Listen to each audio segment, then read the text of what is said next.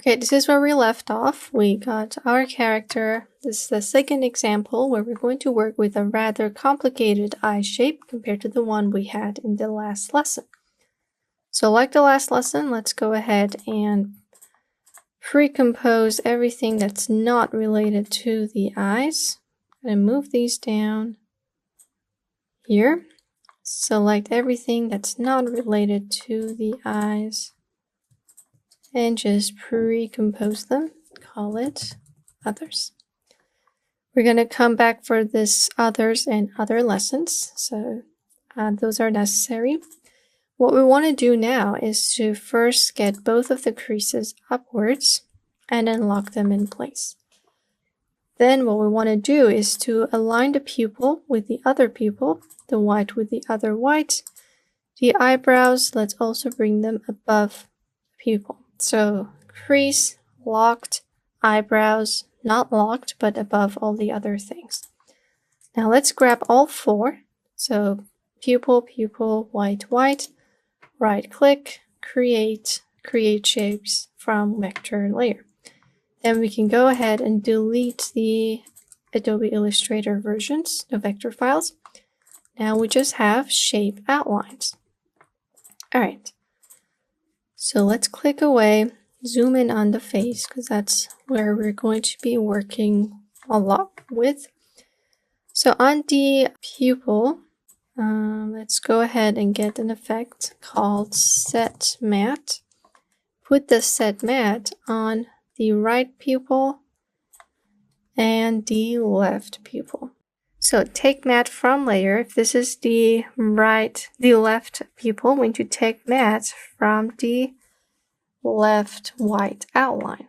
So essentially, this is going to be inside the white no matter what, which is how it is with eyes.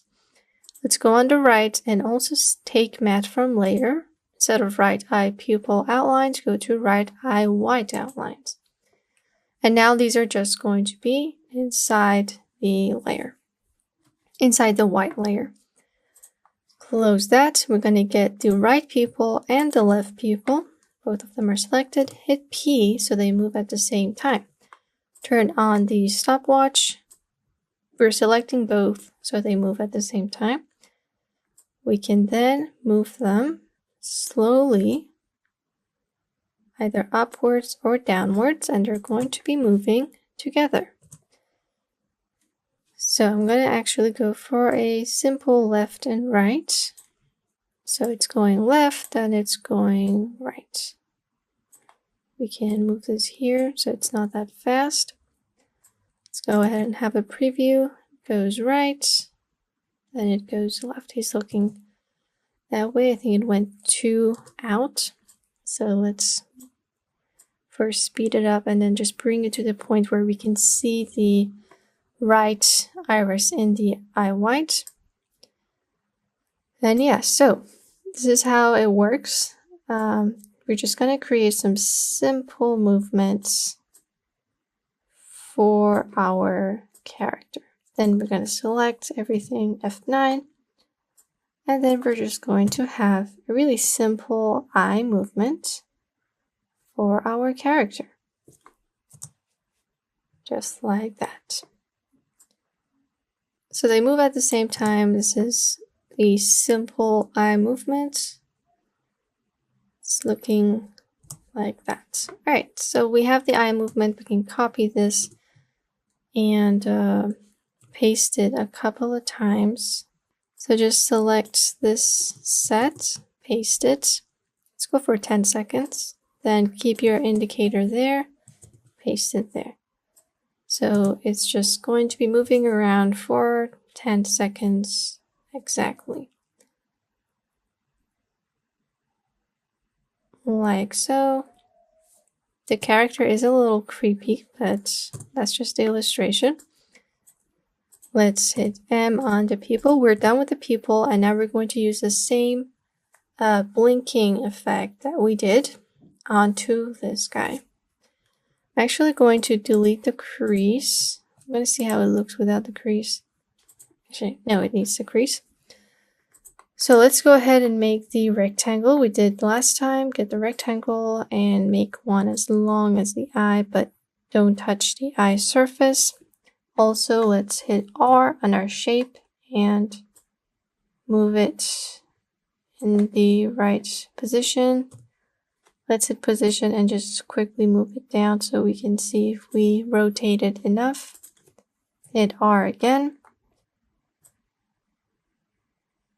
Okay, so we don't really need to rotate. It's always good to check. Move it upwards to where it was. And we're just going to call this blink. Turn on the position keyframe. Move into where you want the character to blink. I think I'm going to go for here. And just bring it down so it covers the eye. Okay, we need to make our shape a little bigger. Hit scale, hit S on your keyboard and just make it big without turning on the keyframe. Go back to P. So it's going to come down like that.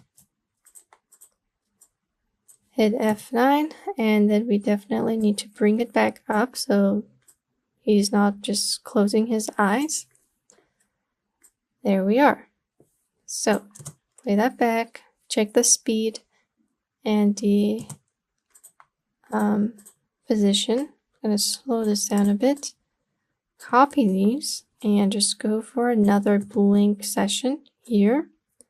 Comes down, another blink session. Get all the shape layers pre-compose. Where is it? Here. All those eyes.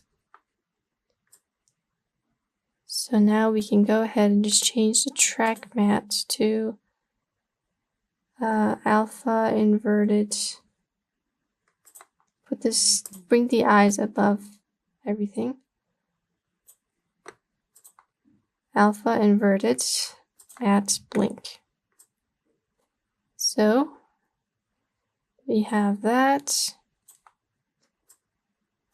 So I guess we can just undo that and also get the creases as well because it looks a little weird.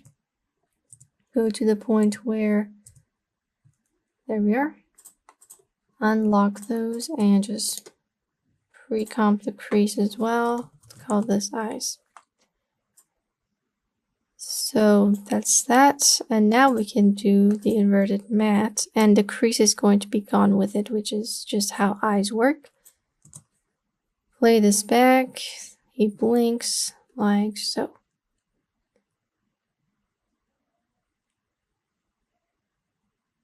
All right. There we are. We can also go to the point where we can see that we left a little bit of white. We can just delete this and then bring it down completely. If necessary, we can hit S and just make it larger. Hit P, and now it should be covering the entire eye, like so. And there we have it, he's blinking. And now we can just simply, let's see what we can do. Guess I'm happy with that. We can also move the eyebrows. And we have to move the eyebrows because it's a person. Select both of them, pre-compose, eyebrow. I left them separate, so if you wanted to move them separately, you can. Hit P, turn on the stopwatch, and just move this around like that. Let me check the position. If needed, we can change it. F9, copy, paste it, offset these speed differently so they're not the same. Looks more natural that way. Copy that set one more time and maybe make this longer or the other way around. Clear that back. And we just have moving eyebrows, and he's blinking as well.